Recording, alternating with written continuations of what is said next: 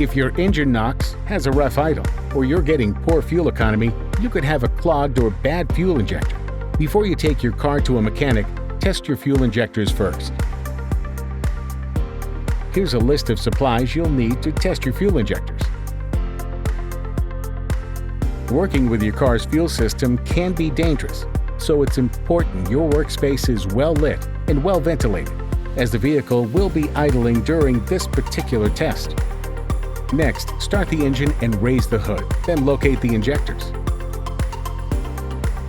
Place the metal tip of a long screwdriver up against each injector and place your head near the screwdriver handle to listen. If there's no sound, it means that particular injector needs to be cleaned or replaced. After checking each fuel injector this way, make a note of any that are not working.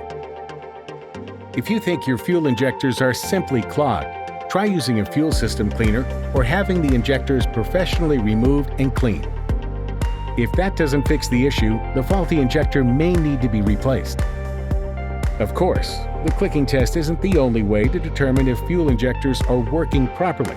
You can inspect the area for leaks and check for electrical issues using a voltmeter or multimeter tool.